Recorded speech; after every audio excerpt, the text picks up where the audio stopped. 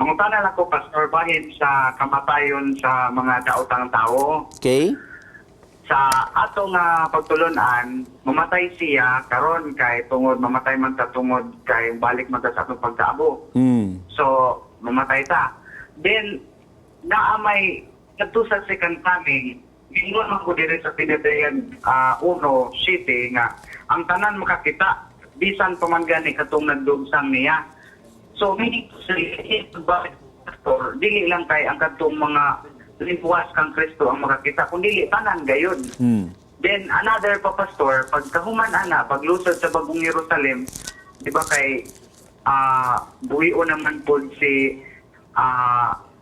buhion naman po sila kay itambong naman sila sa inferno. So, unsa may klaro ana, Pastor, kuan, ikapila man jud sila mamatay. Okay, dagan salamat nga na Exxon. Tama na imong gingon nga inig balik ni Jesus Christ pagabanahon ang mga matarong. Okay?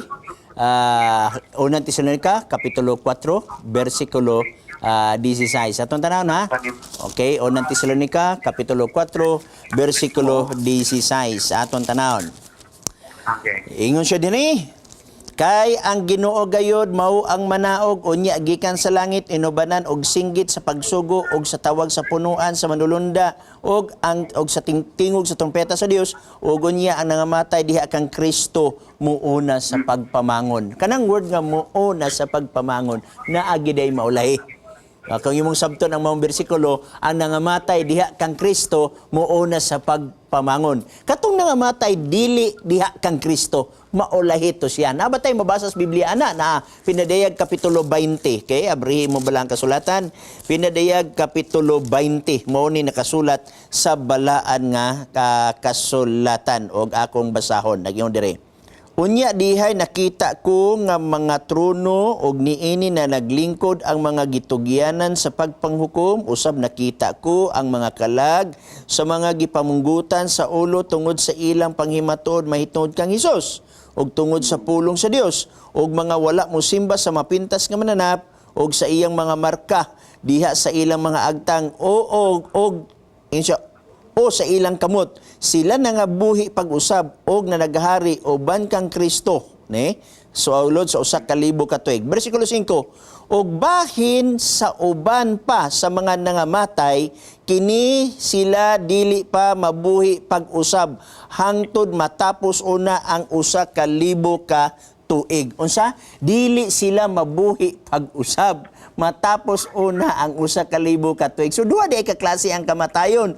Ang kamatayon sa matarong o ang kamatayon sa daotan. Katong gibasa nako nga unang Tesalonica 4:16, mao to ang pagkabanhaw sa mga matarong nga akong gibasa nga muuna pagbangon. Okay? Unya kining uban nga mga daotan dili una sila mabanhaw matapos una ang 1,000 ka tuig. Now imo man gibasa ang Pinadayag Kapitulo 1 versikulo 7. Akong basahon pag-usab kay klaro og tin-aw man ni ang mao nga pagkasulat dinhi. Nagaingon ni 1 City.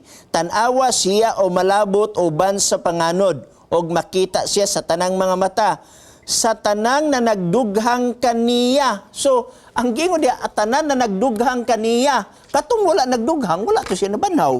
Klaro man eh. Self-explanatory man eh. Ang Pinadayag 1 City. Meaning to say, na special resurrection, niadtong nagdughang kaniya. Wala mag-ingon sa tanang mga tao nga daotan, wala mag-ingon.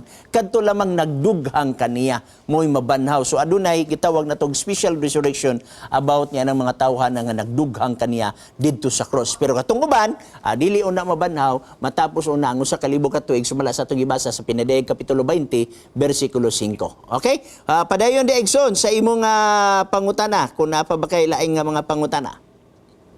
Go, So, pali. mo na, Pastor, nga kaduhanan jud ang kamatayon sa daotan dili jud na sila ingon na kuando na special na pagkabanhaw alam na kung nagdughang lang kaniya.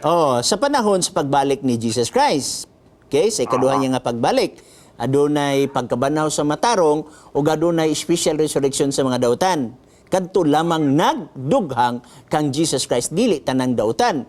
Kaya atong manggibasa ang Pinadayag Kapitulo 20 versikulo 5 nga sa uban pang nangamatay dili una sila mabanhaw matapos una ang 1,000 ka tuig. So sa ato pa ang mga dautan didto pa sila mabanhaw after 1,000 years. Inigbalik ni Christ, dalo ng mga matarong, mag-start din ang 1,000 years. Okay? Unya human sa 1,000 years, pagbalik ni Kristo, ay pa banahon ang nangamatay nga mga dautan. O kana sila, silutan ra gihapon sa kalayo nga mahulog gikan sa langit. Okay na, Pastor. Salamat din mo sa iyan. Okay, daghang salamat usab mo na itong igsuon nga gikan usab sa Liti.